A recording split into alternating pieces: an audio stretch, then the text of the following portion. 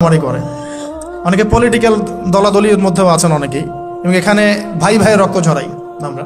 উভয় মুসলিম, কিন্তু উভয় মুসলিম, জুমার দিন একসাথে নামাজ পড়ে। তাহলে এটা কোন দর্শন যেটা আমার ভাইকে শত্রু বানিয়ে দিল, আর পশ্চিমারা গাছের আড়ালে বসে বসে হাসছে? কারণ এই দর্শনগুলো তো ওরাই দিয়েছে। তো 25 বছরের পাপগুলো একটু ক্যালকুলেট করি। প্রিয় দিনী বোন, একটু হিসাব করবেন যে 25 বছর আপনি কতদিন পর্দা করেছেন, কত 25,000 মানুষ আপনার চেহারা দেখেছে কিনা, এই 25 বছরে কত হাজার মানুষ আপনার চেহারা দেখেছে। আর ছেলেরা আপনাকে দেখলে কখনো চেহারা সুরত দেখে না। বেগানা নারীর দিকে একটা ছেলে যখন তাকায় এবং সেক্সুয়াল ডিজায়ার নিয়ে তাকায়, তখন সে চোখ দিয়ে তাকে রেপ করে।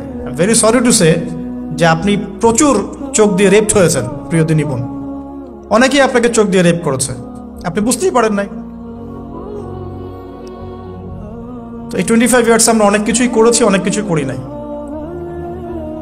এখন একটু আজকে সাদা একটা কাগজ নিয়ে আমরা একটা হিসাব করব যে আমরা 25 বছরে কি কি করেছি, কি কি করি নাই, কি কি পাপ করেছে, কি কি করি নাই, কি কি পুণ্য করেছি, কি কি করি নাই।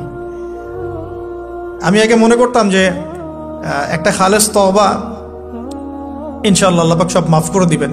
আসলে আল্লাহ পাক মাফ করেই দিবেন, কিন্তু ভিতর থেকে স্যাটিসফাই হতে পারবেন না আপনি। এখন যদি আপনি এখান থেকে আমার এই লেকচারটা শুনে আল্লাহর ওলি হয়ে যান এবং আপনি বড় মুহাদ্দিস, মুফতি, দিনের বড় দায়ী ইলাল্লাহ, বড় পলিটিশিয়ান, বড় ইঞ্জিনিয়ার, মানে যারা ওয়ার্ল্ডকে ইসলাম স্ট্যাবলিশমেন্টের দিকে নেতৃত্ব দিচ্ছেন, এমনও মানুষ যদি আপনি হয়ে যান, আপনি এই 25 বছরের ঋণটা শোধ করতে পারবেন না।